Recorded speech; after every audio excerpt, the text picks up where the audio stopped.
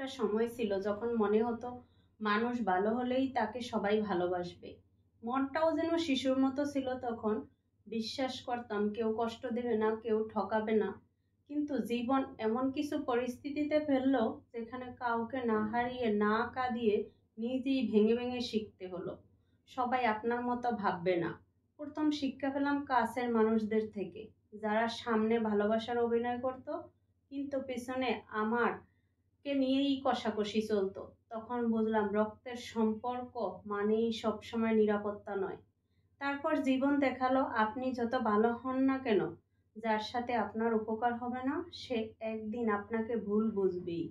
তখন আপনি নিজেকে ব্যাখ্যা দিতে দিতে ক্লান্ত হয়ে যাবেন, অথচ কেউ শুনবে না। তখনই নিজেকে বোঝানো শিখলাম, সব সম্পর্ক টিকিয়ে রাখার দায়িত্ব আমার একার নয়।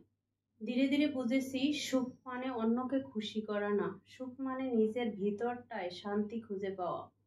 জীবন শেখালো কিছু কষ্ট মানুষকে বদলায় না, গড়েও তোলে।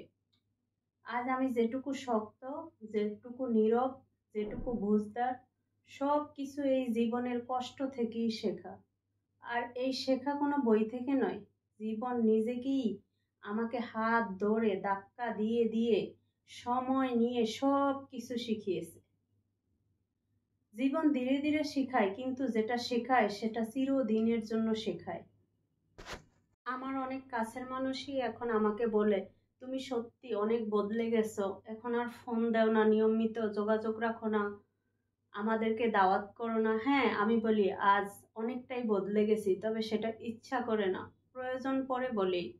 আগে কাউকে ঠকালে মনটা কাঁদতো, এখন কেউ ঠকালে কাঁদি না, চুপ করে দূরে সরে যাই। কারণ বুঝে গেছি প্রতিশোধ নয়, নিজেকে সরিয়ে নেওয়াটাই সবচেয়ে বড় জয়। আজ আমি অনেক চুপচাপ, কারণ এখন জানি বেশি বলা মানে নিজেকে সস্তা করে ফেলা। এখন আমি অনুভবের থেকেও বেশি কিছু গোপন রাখি, কারণ সবাই অনুভব বোঝে না, বোঝার ভান করে কেবল। এখন আর কাউকে খুশি করতে গিয়ে নিজের ভেতরটা জ্বালিয়ে ফেলি না। এখন নিজেকে ভালো রাখা, নিজের শান্তিটাকে বাঁচিয়ে রাখা আমার কাছে সবচেয়ে বড় প্রাধান্য। কেউ ভুল বুঝলে বুঝুক, ব্যাখ্যা দেওয়া ছেড়ে দিয়েছি, কারণ সত্য জানে আমি আর মিথ্যা নিয়ে ভাবতে ভাবতে জীবন শেষ করতে চাই না। এখন যাদের চলে যেতে হয় চলে যেতে দেই, আর যারা থাকতে চায় তাদের আটকে রাখার চেষ্টাও করি না।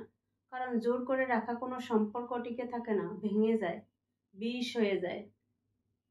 এই শিখে ফেলা আমি আসলেই সেই আমি, যে নিজের ভাঙা ভেতরটাকে সেলাই করতে করতে একদিন নিজেই শক্ত হয়ে উঠেছি। তাই বলি জীবন ধীরে ধীরে শেখায়, কিন্তু এমন ভাবে শেখায় যা চিরজীবন মনে